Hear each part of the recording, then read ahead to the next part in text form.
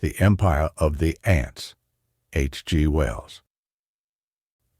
When Captain Gerillo received instructions to take his new gunboat, the Benjamin Constant, to Badama on the Betamo arm of the Guaramadima, and there assist the inhabitants against a plague of ants, he suspected the authorities of mockery. His promotion had been romantic and irregular. The affections of a prominent Brazilian lady and the captain's liquid eyes had played a part in the process, and the Diario and O Futuro had been lamentably disrespectful in their comments. He felt he was to give further occasion for disrespect. He was a Creole. His conceptions of etiquette and discipline were pure-blooded Portuguese, and it was only to Holroyd, the Lancashire engineer, who had come over with the boat, and as an exercise in the use of English, his though sounds were very uncertain, that he opened his heart. "It is, in effect," he said, "to make me absurd. What can a man do against ants? They come, they go." "They say," said Holroyd, "that these don't go. That chap you said was a Sambo." "Sambo. It is a sort of mixture of blood." "Sambo. He said the people are going." The captain smoked fretfully for a time. "These things have to happen," he said at last. "What is it? Plagues of ants and such like as God wills. There was a plague in Trinidad, the like ants that carry leaves, all the oranges trees, all the mangoes. What does it matter? Sometimes ant armies come into your houses, fighting ants, a different sort. You go and they clean the house. Then you come back again. The house is clean, like new. No cockroaches, no fleas, no jiggers in the floor." "That Sambo chap," said Holroyd, "says these are a different sort of ant." The captain shrugged his shoulders, fumed, and gave his attention to a cigarette. Afterwards, he reopened the subject. "My dear Holroyd, what am I to do about these infernal ants?" The captain reflected. "It is ridiculous," he said, but in the afternoon he put on his full uniform and went ashore, and jars and boxes came back to the ship, and subsequently he did. And Holroyd sat on deck in evening coolness and smoked profoundly and marveled at Brazil. They were 6 days up the Amazon, some hundreds of miles from the ocean, and east and west of him there was a horizon like the sea, and to the south nothing but a sand-bank island with some tufts of scrub. The water was always running like a sluice, thick with dirt, animated with crocodiles and hovering birds, and fed by some inexhaustible source of tree trunks, and the waste of it, the headlong waste of it, filled his soul. The town of Alamcourt, with its meager church, its thatched sheds for houses, its discolored ruins of ampler days, seemed a little thing lost in this wilderness of nature, a sixpence dropped on Sahara. He was a young man. This was his first sight of the tropics. He came straight from England, where nature is hedged, ditched, and drained into the perfection of submission, and he had suddenly discovered the insignificance of man. For 6 days they had been steaming up the sea by unfrequented channels, and man had been as rare as a rare butterfly. One saw one day a canoe, another day a distant station, the next no men at all. He began to perceive that man is indeed a rare animal, having but a precarious hold upon this land. He perceived it more clearly as the days passed, and he made his devious way to the Bottomo, in the company of this remarkable commander who ruled over one big gun and was forbidden to waste his ammunition. Holroyd was learning Spanish industriously, but he was still in the present tense and substantive stage of speech, and the only other person who had any words of English was a Negro stoker, who had them all wrong. The second in command was a Portuguese, da Cunha, who spoke French, but it was a different sort of French from the French Holroyd had learned in Southport, and their intercourse was confined to politenesses and simple propositions about weather. And the weather, like everything else in this amazing new world, the weather had no human aspect, and was hot by night and hot by day, and the air steam, even the wind, was hot steam, smelling of vegetation in decay, and the alligators and the strange birds, the flies of many sorts and sizes, the beetles, the ants, the snakes and monkeys, seemed to wonder what man was doing in an atmosphere that had no gladness in its sunshine and no coolness in its night. To wear clothing was intolerable, but to cast it aside was to scorch by day and expose an ampler area to the mosquitoes by night. To go on deck by day was to be blinded by glare, and to stay below was to suffocate. And in the daytime came certain flies, extremely clever and noxious about one's wrist and ankle. Captain Géralot, who was Holroyd's sole distraction from these physical distresses, developed into a formidable bore, telling the simple story of his heart's affections day by day, a string of anonymous women, as if he was telling beads. Sometimes he suggested sport, and they shot at alligators, and at rare intervals they came to human aggregations in the waste of trees, and stayed for a day or so, and drank and sat about, and one night danced with Creole girls who found Holroyd's poor elements of Spanish, without either past tense or future, amply sufficient for their purposes. But these were mere luminous chinks in the long gray passage of the streaming river up which the throbbing engines beat. A certain liberal heathen deity in the shape of Demijohn held seductive court aft, and it is probable forward. But Géralot learned things about the ants, more things and more, at this stopping place and that, and became interested in his mission. "They are a new sort of ant," he said. "We have got to be, what do you call it? Entomology? Big? 5 centimeters, some bigger. It is ridiculous. We are like monkeys, sent to pick insects, but they are eating up the country." He burst out indignantly. "Suppose, suddenly, there are complications with Europe. Hear my, soon we shall be above the Rio Negro, and my gun useless." He nursed his knee and mused. "Those people who were there at the dancing place, they have come down. They have lost all they got. The ants come to their house one afternoon. Everyone run out. You know when the ants come, one must. Everyone runs out, and they go over the house. If you stayed, they'd eat you. See? Well, presently they go back. They say, the ants have gone. The ants haven't gone. They try to go in. The sun, he goes in. The ants fight. Swarm over him. Bite him. Presently he comes out again, screaming and running. He runs past them to river. See?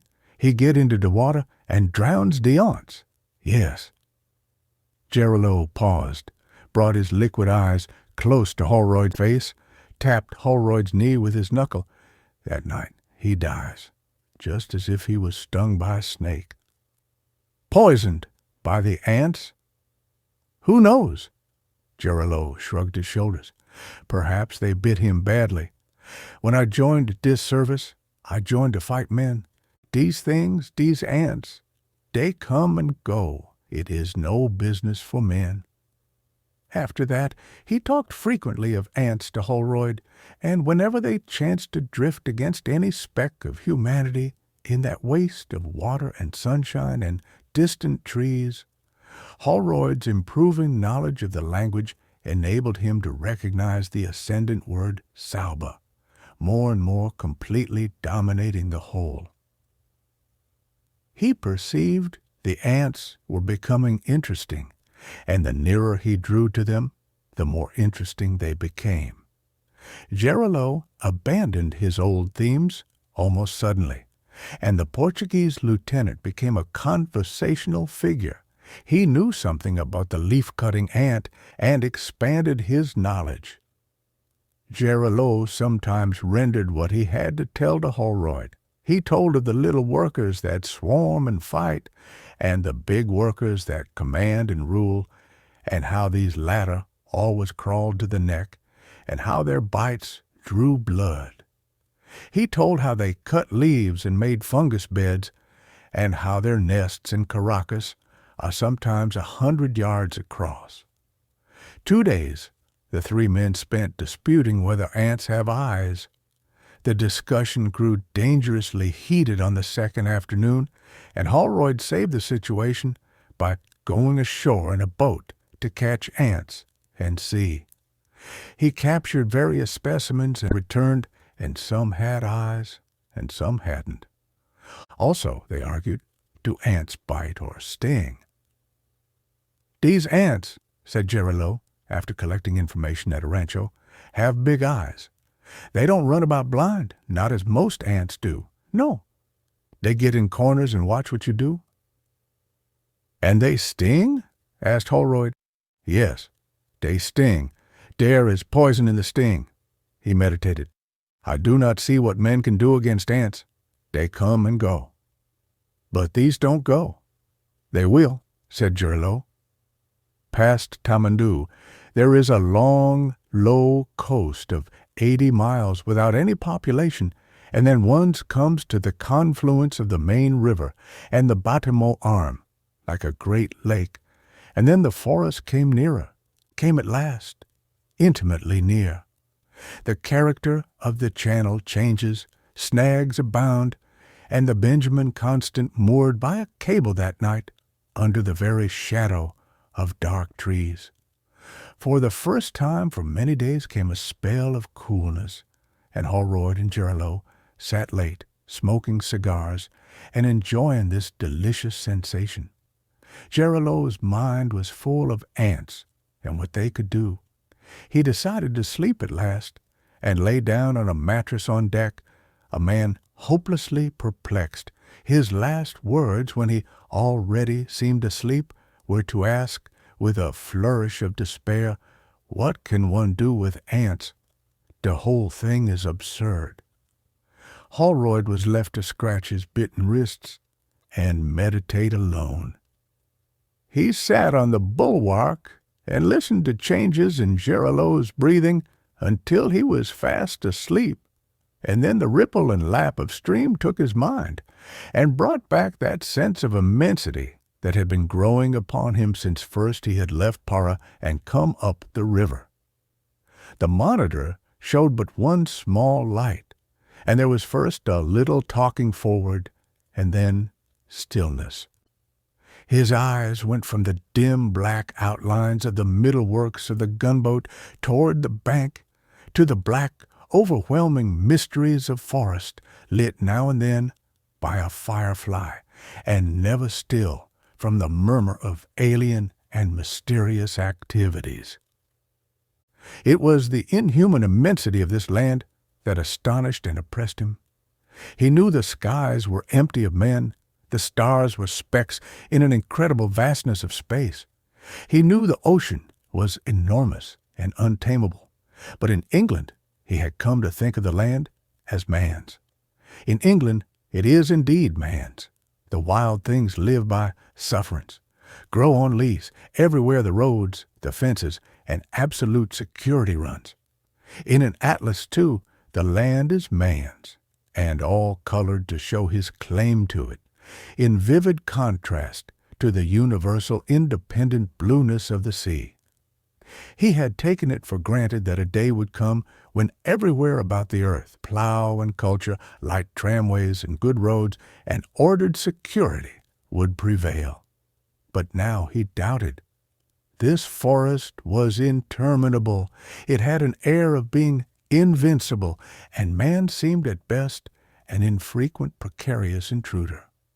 One traveled for miles amidst the still, silent struggle of giant trees, of strangulating creepers, of assertive flowers, Everywhere the alligator, the turtle, and endless varieties of bird and insects seemed at home, dwelt irreplaceable. But man at most held a footing upon resentful clearings, fought weeds, fought beasts and insects for the barest foothold, fell a prey to snake and beast, insects and fever, and was presently carried away. In many places down the river he had been manifestly driven back. This deserted creek or that preserved the name of a casa, and here and there ruinous white walls and shattered towers enforced the lesson. The puma, the jaguar, were more the masters here.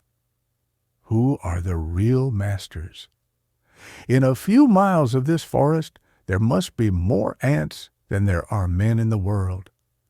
This seemed to Holroyd a perfectly new idea. In a few thousand years men had emerged from barbarism to a stage of civilization that made them feel lords of the future and masters of earth. But what was to prevent ants evolving also? Such ants, as one knew, lived in little communities of a few thousand individuals, made no concerted efforts against the greater world. But they had a language, they had an intelligence. Why should things stop at that any more than men had stopped at the barbaric stage? Suppose presently the ants began to store knowledge, just as men had done by means of books and records, use weapons, form great empires, sustain a planned and organized war. Things came back to him that Gerillo had gathered about these ants they were approaching. They used a poison like the poison of snakes. They obeyed greater leaders even as the leaf-cutting ants do. They were carnivorous, and where they came, they stayed. The forest was very still. The water lapped incessantly against the side. About the lantern overhead there eddied a noiseless whirl of phantom moths. Gerillo stirred in the darkness and sighed. "What can one do?" he murmured, and turned over and was still again. Holroyd was roused from meditations that were becoming sinister by the hum of a mosquito. 2. The next morning, Holroyd learned they were within 40 kilometers of Batama, and his interest in the banks intensified. He came up whenever an opportunity offered to examine his surroundings. He could see no signs of human occupation whatever, save for a weedy ruin of a house and green-stained facade of the long, deserted monastery at Moju, with a forest tree growing out of a vacant window space and great creepers netted across its vacant portals. Several flights of strange yellow butterflies with semi-transparent wings crossed the river that morning, and many alighted on the monitor and were killed by men. It was towards afternoon that they came upon the derelict Cuberta. She did not at first appear to be derelict. Both her sails were set and hanging slack in the afternoon calm, and there was the figure of a man sitting on the fore planking beside the ship's sweeps. Another man appeared to be sleeping face downwards on the sort of longitudinal bridge these big canoes have in the waist. But it was presently apparent, from the sway of her rudder and the way she drifted into the course of the gunboat, that something was out of order with her. Gerillo surveyed her through a field-glass and became interested in queer darkness of the face of the sitting man, a red-faced man he seemed without a nose. Crouching he was rather than sitting, and the longer the captain looked, the less he liked to look at him, and the less able he was to take his glasses away. But he did so at last, and went a little way to call up Holroyd. Then he went back to hail the Cuberta. He hailed her again, and so she drove past him. Santa Rosa stood out clearly as her name. As she came by and into the wake of the monitor, she pitched a little, and suddenly the figure of the crouching man collapsed, as though all its joints had given way. His hat fell off, His head was not nice to look at, and his body flopped lax and rolled out of sight behind the bulwarks. "Caramba!" cried Gerileau, and resorted to Holroyd forthwith. Holroyd was halfway up the companion. "Did you see that?" said the captain. "Dead," said Holroyd. "Yes. You'd better send a boat aboard. There's something wrong." "Did you, by any chance, see his face? What was it like?" "It was, I have no words." And the captain suddenly turned his back on Holroyd and became an active and strident commander. The gunboat came about, steamed parallel to the erratic course of the canoe, and dropped the boat with Lieutenant d'Acunha and 3 sailors to board her. Then the curiosity of the captain made him draw up almost alongside as the lieutenant got aboard, so that the whole of the Santa Rosa deck and hold was visible to Holroyd. He saw now clearly that the sole crew of the vessel was these 2 dead men, and though he could not see their faces, he saw by their outstretched hands, which were all of ragged flesh, that they had been subjected to some strange, exceptional process of decay. For a moment his attention concentrated on these 2 enigmatical bundles of dirty cloths and laxly flung limbs, and then his eyes went forward to discover the open hold piled high with trunks and cases, and aft, to where the little cabin gaped inexplicably empty. Then he became aware that the planks of the middle decking were dotted with moving black specks. His attention was riveted by these specks. They were all walking in directions radiating from the fallen man in a manner the image came unsought to his mind, like the crowd dispersing from a bullfight. He became aware of Gerileau beside him. "Capo," he said, "have you your glasses? Can you focus as closely as those planks there?" Gerileau made an effort, grunted, and handed him the glasses. There followed a moment of scrutiny. "It's ants," said the Englishman, and handed the focused field glasses back to Gerileau. His impression of them was of a crowd of large black ants, very like ordinary ants, except for size, and for the fact some of the larger of them bore a sort of clothing of gray. But at the time his inspection was too brief for particulars. The head of Lieutenant d'Acunha appeared over the side of the cuberta, and a brief colloquy ensued. "You must go aboard," said Gerileau.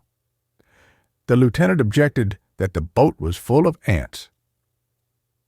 "You have your boots," said Gerileau. The lieutenant changed the subject. "How did these men die?" he asked.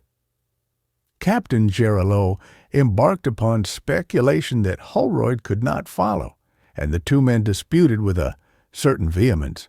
Holroyd took up the field glass and resumed his scrutiny, first of ants and then of the dead man, amidships. "He has described these ants to me very particularly. He says they were as large as any ants he has ever seen, black and moving with a steady deliberation very different from the mechanical fussiness of the common ant. About 1 in 20 was much larger than its fellows, and with an exceptionally large head. These reminded him at once of the master workers who are said to rule over the leaf-cutter ants. Like them, they seemed to be directing and coordinating the general movements. They tilted their bodies back in a manner altogether singular, as if they made some use of the 4 feet, and he had a curious fancy that he was too far off to verify, that most of these ants of both kinds were wearing accoutrements, had things strapped about their bodies by bright white bands like white metal threads. He put down the glasses abruptly, realizing that the question of discipline between the captain and his subordinate had become acute. "It is your duty," said the captain, "to go aboard. It is my instructions." The lieutenant seemed on the verge of refusing. The head of one of the mulatto sailors appeared beside him. "I believe these men were killed by ants," said Holroyd abruptly in English. The captain burst into rage. He made no answer to Holroyd. "I have commanded you to go aboard," he screamed to his subordinate in Portuguese. "If you do not go aboard forthwith, it is mutiny, rank mutiny. Mutiny and cowardice. Where is the courage that should animate us? I will have you in irons. I will have you shot like a dog." He began a torrent of abuse and curses. He danced to and fro. He shook his fists. He behaved as if beside himself with rage, and the lieutenant, white and still, stood looking at him. The crew appeared forward with amazed faces. Suddenly, in a pause of this outbreak, the lieutenant came to some heroic decision, saluted, drew himself together, and clambered upon the deck of the Cuberta. "Ah," said Gerillo, and his mouth shut like a trap. Holroyd saw the ants retreating before da Cunha's boots. The Portuguese walked slowly to the fallen man, stooped down, hesitated, clutched his coat, and turned him over. A black swarm of ants rushed out of the clothes, and da Cunha stepped back very quickly and trod 2 or 3 times on the deck. Holroyd put up the glasses. He saw the scattered ants about the invader's feet, and doing what he had never seen ants doing before. They had nothing of the blind movements of the common ant. They were looking at him as a rallying crowd of men might look at some gigantic monster that had dispersed it. "How did he die?" the captain shouted. Holroyd understood the Portuguese to say the body was too much eaten to tell. "What is there forward?" asked Gerillo. The lieutenant walked a few paces and began his answer in Portuguese. He stopped abruptly and beat off something from his leg. He made some peculiar steps, as if he was trying to stamp on something invisible, and went quickly towards the side. Then he controlled himself, turned about, walked deliberately forward to the hold, clambered up to the fore-decking, from which the sweeps are worked, stooped for a time over the second man, groaned audibly, and made his way back and aft to the cabin, moving very rigidly. He turned and began a conversation with his captain, cold and respectful in tone on either side, contrasting vividly with the wrath and insult of a few moments before. Holroyd gathered only fragments of its purport. He reverted to the field glass, and was surprised to find the ants had vanished from all exposed surfaces of the deck. He turned towards the shadow beneath the decking, and it seemed to him they were full of watching eyes. The Cuberta, it was agreed, was derelict, but too full of ants to put men aboard to sit and sleep. It must be towed. The lieutenant went forward to take in and adjust the cable, and the men in the boat stood up to be ready to help him. Holroyd's glasses searched the canoe. He became more and more impressed by the fact that a great, if minute and furtive activity was going on. He perceived that a number of gigantic ants, they seemed nearly a couple of inches in length, carrying oddly shaped burthens, for which he could imagine no use, were moving in rushes from one point of obscurity to another. They did not move in columns across the exposed places, but in open, spaced-out lines, oddly suggestive of the rushes of modern infantry advancing under fire. A number were taking cover under the dead man's clothes, and a perfect swarm was gathering along the side over which da Cunha must presently go. He did not see them actually rush for the lieutenant as he returned, but he has no doubt they did make a concerted rush. Suddenly, the lieutenant was shouting and cursing and beating at his legs. "I'm stung!" he shouted, with a face of hate an accusation towards Gerillo.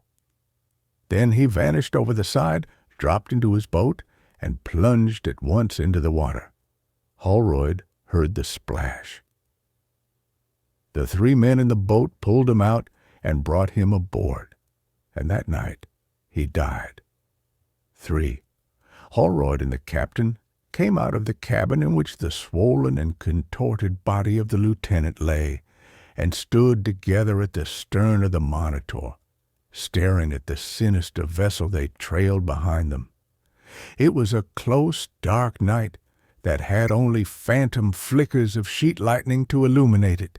The Cuberta, a vague black triangle, rocked about in the steamer's wake, her sails bobbing and flapping, and the black smoke from the funnels, spark-lit ever and again, streamed over her swaying masts.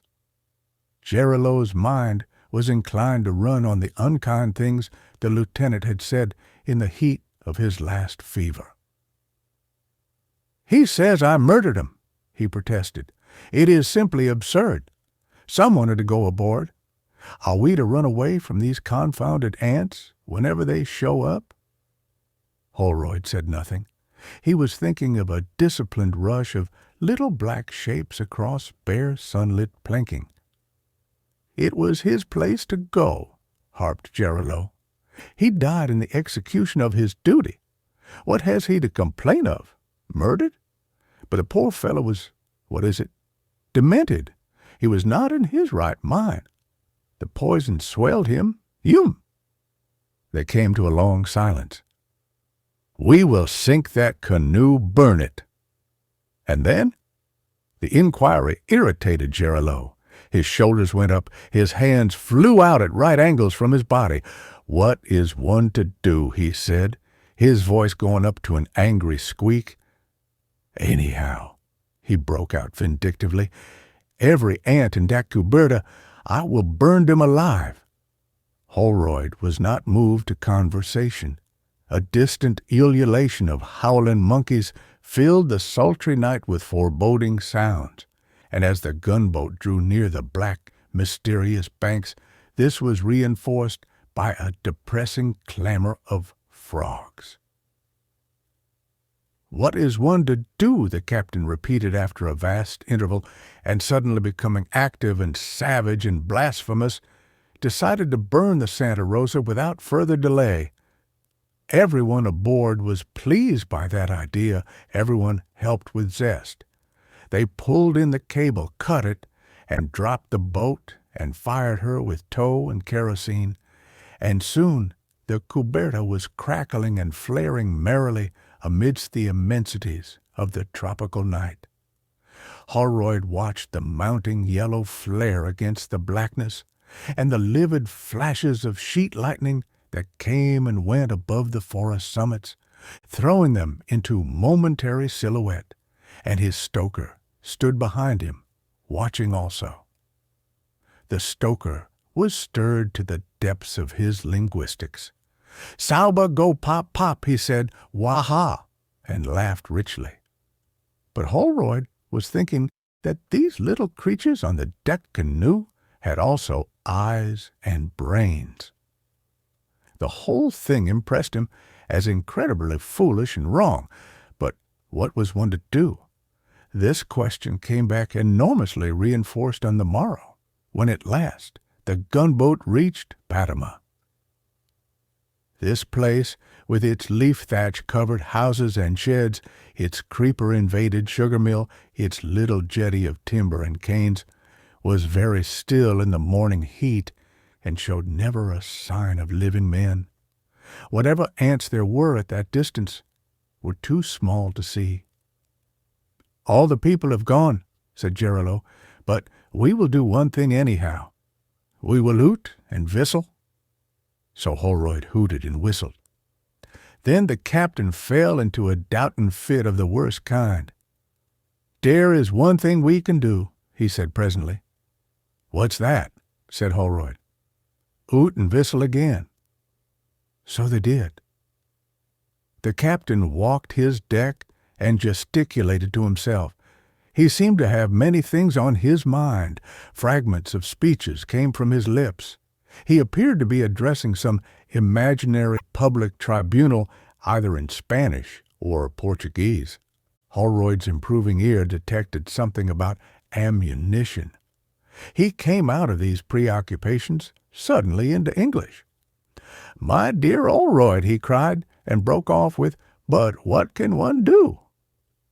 They took the boat and field glasses and went close in to examine the place. They made out a number of big ants, whose still postures had a certain effect of watching them, dotted about the edge of the rude embarkation jetty. Gérillot tried ineffectual pistol shots at these. Holroyd thinks he distinguished curious earthworks running between the nearer houses that may have been the work of insect conquerors of those human habitations. The explorers pulled past the jetty and became aware of a human skeleton wearing a loincloth, and very bright and clean and shining, lying beyond. They came to a pause regarding this. "I've all those lives to consider," said Gérillot suddenly. Holroyd turned and stared at the captain, realizing slowly that he referred to the unappetizing mixture of races that constituted his crew. "To send a landing party, it is impossible, impossible. They will be poisoned, they will swell up and abuse me, and die. It is totally impossible. If we land, I must land alone, in thick boots, and with my life in my hand. Perhaps I should live, or again, I might not land. I do not know. I do not know." Holroyd thought he did, but he said nothing. "The whole thing," said Gérillot suddenly, "has been got up to make me ridiculous. The whole thing." They paddled about and regarded the clean white skeleton from various points of view, and then they returned to the gunboat. Then Gérillot's indecisions became terrible. Steam was got up, and in the afternoon the Monitor went on up the river with an air of going to ask somebody something, and by sunset came back again and anchored. A thunderstorm gathered and broke furiously, and then the night became beautifully cool and quiet, and everyone slept on deck, except Gérillot, who tossed about and muttered. In the dawn he awakened Holroyd. "Lord," said Holroyd, "what now?" "I have decided," said the captain. "What, to land?" said Holroyd, sitting up brightly.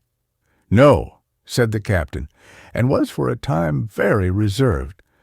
"I have decided," he repeated, and Holroyd manifested symptoms of impatience. "Well, yes," said the captain, "I shall fire the big gun." And he did. Heaven knows what the ants thought of it. But he did. He fired it twice with great sternness and ceremony. All the crew had wadding in their ears, and there was effect of going into action about the whole affair, and first hit and wrecked the old sugar mill, and then they smashed the abandoned store behind the jetty, and then Gérillot experienced the inevitable reaction. "It is no good," he said to Holroyd, "no good at all, no sort of bally good. We must go back for instructions. There will be the devil of a row about this ammunition. Oh, the devil of a row you don't know, Holroyd." He stood regarding the world in infinite perplexity for a space. "But what else was there to do?" he cried. In the afternoon the Monitor started downstream again, and in the evening a landing party took the body of the lieutenant and buried it on the bank upon which the new ants have so far not appeared. 4. I heard this story in a fragmentary state from Holroyd not 3 weeks ago. These new ants have got into his brain, and he has come back to England with the idea, as he says, of exciting people about them before it is too late. He says they threaten British Guiana, which cannot be much over a trifle of 1,000 miles from their present sphere of activity. and that the colonial office ought to get to work upon them at once. He declaims with great passion, "These are intelligent ants. Just think what that means." There can be no doubt they are a serious pest, and that the Brazilian government is well advised in offering a prize of £500 for some effectual method of extirpation. It is certain, too, that since they first appeared in the hills beyond Batama about 3 years ago, they have achieved extraordinary conquests. The whole of the south bank of the Batamo River for nearly 60 miles they have in their effectual occupation. They have driven men out completely, occupied plantations and settlements, and boarded and captured at least one ship. It is even said they have, in some inexplicable way, bridged the very considerable Capuarana arm, and pushed many miles toward the Amazon itself. There can be little doubt that they are far more reasonable and with a far better social organization than any previously known ant species. Instead of being dispersed societies, they are organized into what is, in effect, a single nation, but their peculiar and immediate formidableness lies not so much in this as in the intelligent use they make of poison against their enemies. It would seem this poison of theirs is closely akin to snake poison, and it is highly probable they actually manufacture it, and that the larger individuals among them carry the needle-like crystals of it in their attacks upon men. Of course, it is extremely difficult to get any detailed information about these new competitors for sovereignty of the globe. No eyewitnesses of their activity, except for such glimpses as Holroyd's, have survived the encounter. The most extraordinary legends of their prowess and capacity are in circulation in the region of the upper Amazon, and grow daily, as the steady advance of the invader stimulates men's imaginations through their fears. These strange little creatures are credited not only with the use of implements and knowledge of fire and metals, and with organized feats of engineering that stagger our northern minds, used as we are to such feats as that of the Saubas of Rio de Janeiro, who, in 1841, drove a tunnel under Paraíba, where it is as wide as the Thames at London Bridge, but with an organized and detailed method of record and communication analogous to our books. So far their action has been a steady, progressive settlement, involving the flight or slaughter of every human being in the new areas they invade. They are increasing rapidly in numbers, and Holroyd at least is firmly convinced that they will finally dispossess man over the whole of tropical South America. And why should they stop at tropical South America?